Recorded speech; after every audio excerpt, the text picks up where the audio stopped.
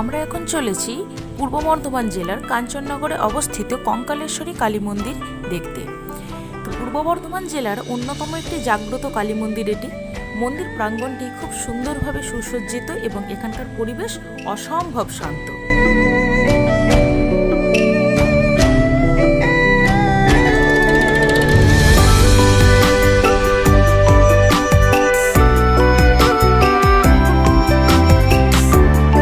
প্রথমেই আমরা দেখে নেব 5টি চূড়া বিশিষ্ট পঞ্চরত্ন মন্দির। এই মন্দিরের গায়ে নিখুঁত টেরাকোটার কারুকার্যগুলি খুবই সুন্দর দেখতে লাগে। এই মন্দিরটির উপাস্য দেবতা হল নারায়ণ বা বিষ্ণু।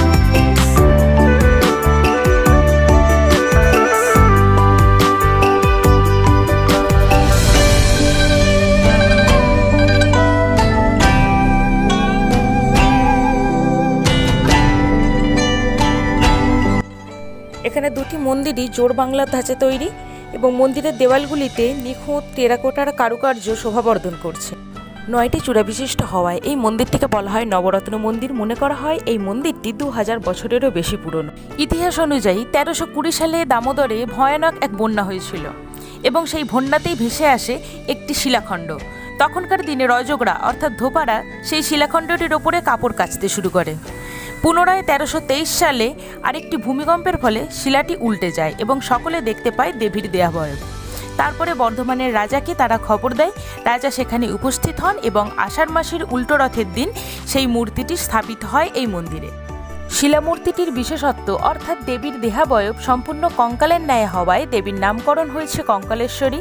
দেহের সমস্ত হাড়, শিরা, উপশিরা, ধমনী নিখুঁতভাবে খোদিত হয়েছে শিলার ওপরে।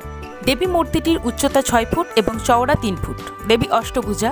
চামুণ্ডারূপিণী মা কালী শায়িত শিবের নাভি থেকে নির্গত পদ্মের উপর বিরাজমান। দুই পাশে 2 জন সহচরীর অবস্থান। দেবীর গলায় নরমুণ্ডমালা, 8টি হাতে নরমুণ্ড, শঙ্খ, চক্র, ধনু, খড়গ, পাশ ইত্যাদি রয়েছে।